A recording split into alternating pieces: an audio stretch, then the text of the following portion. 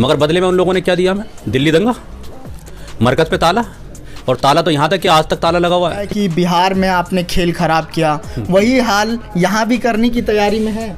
सियासत ने सबके साथ जुल्म किया है, सियासतदानों ने सबके साथ जुल्म किया है। उसमें दबे कुचले लोग भी हैं, दलित समाज के भी हैं, गरीब गुरबा लोग भी हैं। अब मुस्लिम वोट बैंक जो है किसी की बबूती तो नहीं है ना। उन्हें वो तो ये चाहते हैं कि ये कौंसलर इलाके में भी ना घुसे।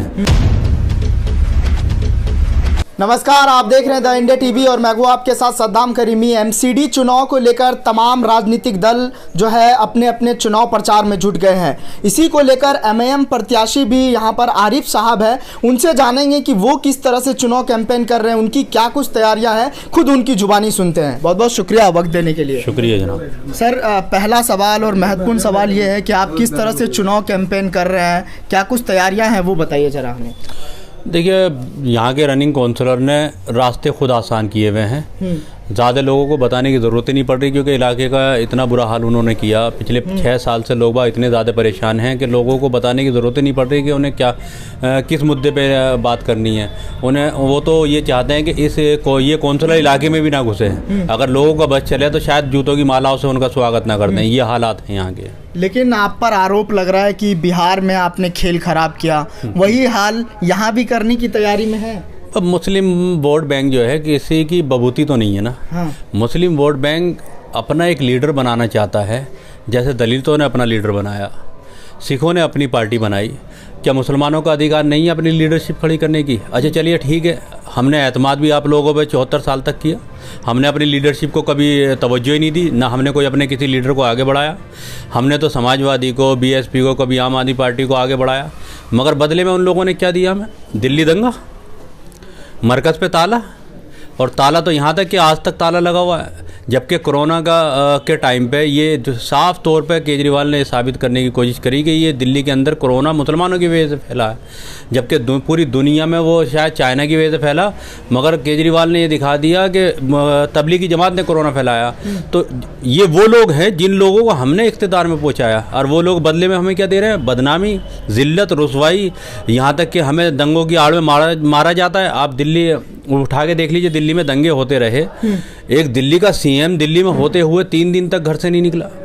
उसे ये फिक्र नहीं थी कि मेरी दिल्ली की जनता जल रही है, उसमें हिंदू भी मारे जा रहे हैं, मुसलमान मारे जा रहे हैं, मगर उसे ये दिख रहा है कि मेरी राजनीति चमक रही है इसमें। ऐसे लोगों को इख्तिदार में पहुंचा के हम थक गए भाई। हमने 74 साल तक ये थकान महसूस कर ली। अब हमें ये लगता है कि देखिए, मेरा दर्द मेरा अपना ही महसूस कर सकता है, और मेरे अपने का नाम बैरिस्टर असदुद्दीन ओवैसी है। इसीलिए हम इस पार्टी के साथ। मुस्लिमों को कैसे मुत्तहिद करेंगे आप? अपने पाले में कैसे खींच पाएंगे? नहीं, हमें वैसे खैर मुसलमानों को मुत्तहिद करने की ज़रूरत नहीं पड़ रही। इस हिंदुस्तान के अंदर सियासत ने सबके साथ जुल्म किया है, सियासतदानों ने सबके साथ जुल्म किया है। उसमें दबे कुचले लोग भी हैं, दलित समाज के भी हैं, गरीब गुरबा लोग भी हैं। और बैरिस्टर असदुद्दीन ओवैसी साहब की जो आइडियोलॉजी है वो ये है कि निचले तबके को जितना ऊपर उठाया जा सके, जितनी उनकी बात की जा सके, जितने मजलूमों की आवाज़ उठाई जा सके, और धीरे धीरे अल्हम्दुलिल्लाह हर तबका उनके साथ आ भी रहा है। इस बात का सबूत औरंगाबाद है। आप देखिए, मेंबर ऑफ पार्लियामेंट है वहाँ से हमारी पार्टी के, जबकि वहाँ मुसलमानों की आबादी 20-22% है। खाली मुसलमानों के दम पे तो वो सीट जीत ही नहीं जा सकती थी। वहाँ हर समाज ने हमें वोट दिया, क्योंकि हमारे वो इम्तियाज़ साहब पहले एमएलए थे।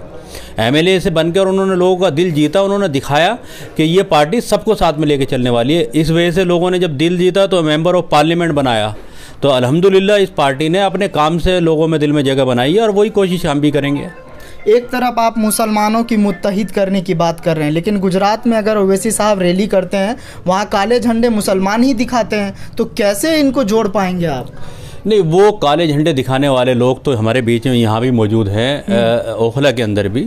वो आपको हर जगह मिलेंगे। उसकी वजह यह है कि उनकी दुकानें चल रही थी, उन मुसलमानों की दुकानें चल रही थी। कांग्रेस से, आप से, सपा से, बीएसपी से वो उनके अपने ज़ाती फ़ायदे हो रहे थे, मगर कौम दलदल में जा रही थी।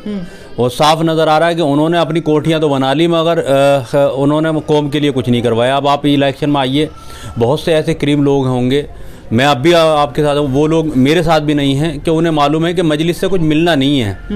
ये मजलिस से हमारी दाल नहीं गलनी, मजलिस से हमारी कोठी नहीं बननी, मजलिस से हमारे को कमाई के 2 साधन नहीं बनने, वो अब भी मेरे साथ भी नहीं आएंगे। मगर आज आवाम के बीच में जो सही वोटर है वो समझ गया है मेरा वोट कहाँ जाता है और किसके बहकावे में जाता है। अब वो उनकी चाल चपट में आने वाले नहीं हैं। उन लोगों ने बना लिया कि वो लोग कुछ भी कहते रहें।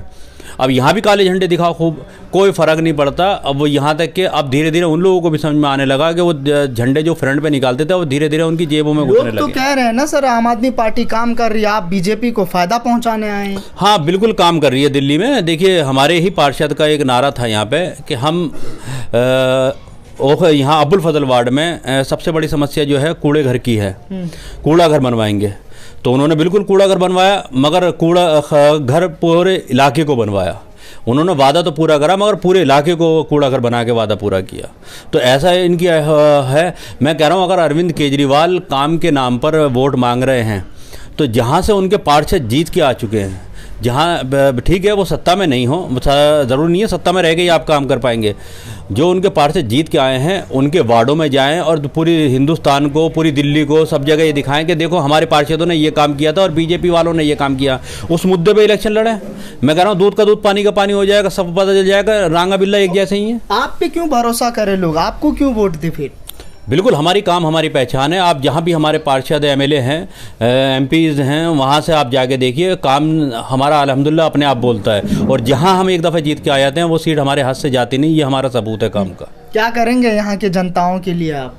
जनता के लिए देखिए बहुत समस्याएं, जैसे कूड़े घर की मैंने अभी एक समस्या बताई, ये बहुत बड़ी समस्या है क्योंकि उस कूड़े घरों के चक्कर में एक तरफ का रोड पूरा ब्लॉक हो जाता है। हम सबसे पहले उस कूड़े घर का इंतज़ाम करेंगे। हर हाल में कूड़े की गाड़ियाँ नहीं आती हमारे बीच में, कभी साल 6 महीने में नज़र आ जाती हैं पब्लिक के बीच में।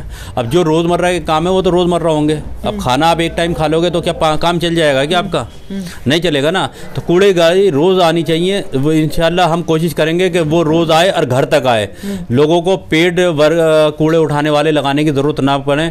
यहाँ से 150-200 रुपये देते हैं लोग बाग जब अपने घर का कूड़ा उठवाते हैं। फिर उसके बाद सफाई कर्मचारी नहीं हैं, वो यहाँ ठेकेदारी प्रथा है दिल्ली के अंदर, ठेके पे मिलते हैं वो लोग। 20 लोग इन्होंने लगा दिए सफाई के लिए और 60-70 लोगों की वो जो तनख्वाह है वो अपनी जेब में चली जाती है। मिल बांट के एमसीडी और काउंसलर खा जाते हैं। उस चीज़ को हम ख़त्म करेंगे क्योंकि जिस चीज़ के लिए पैसा रिलीज़ हो रहा है वो उस काम में लगना चाहिए, जब इलाके का डेवलपमेंट हो सकता है।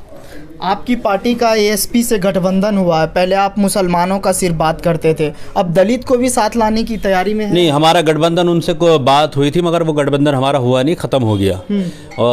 वो उनके पास गठबंधन के लिए कुछ था ही नहीं, वो मुसलमान वोटों पे कूद रहे थे। मेरे भाई आप अपने दलित भाइयों को ले गए, आप हमारी वजह से अब लीडर बनना चाह रहे हैं, ये कहाँ तक का इंसाफ है? आपकी अपनी लीडरशिप कहाँ है? आपके अपने लोग कहाँ हैं? वही यूपी वाला हाल। समाजवादी को मुसलमानों ने तो एक तरफा वोट दिया मगर यादव चला गया बीजेपी में। भाई जब तक आपका अपना वोट भी आपके पीछे नहीं है तो आपकी स्ट्रेंथ क्या है? इससे बेहतर तो हम ही है। और आपकी तो तादाद भी क्या है? समाजवादी की तादाद है 7%, हमारी यूपी में तादाद 20-22%।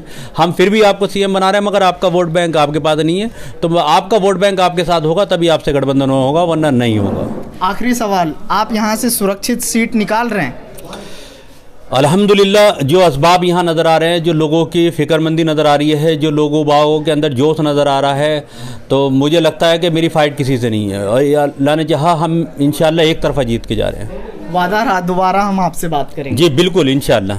चलिए, बहुत शुक्रिया हमसे बात करने के लिए। ये हमारे साथ मोहम्मद आरिफ साहब थे जिन्होंने सभी सवालों के जवाब बारीकी अंदाज में दिए, जिनका साफ तौर पे कहना है कि हम यहाँ से सुरक्षित सीट निकाल रहे हैं और MIM की परचम लहर रही है। अपने दिल्ली से सद्दाम करीमी की रिपोर्ट। चैनल को लाइक, शेयर एंड सब्सक्राइब करें और बेल आइकन दबाना ना भूलें।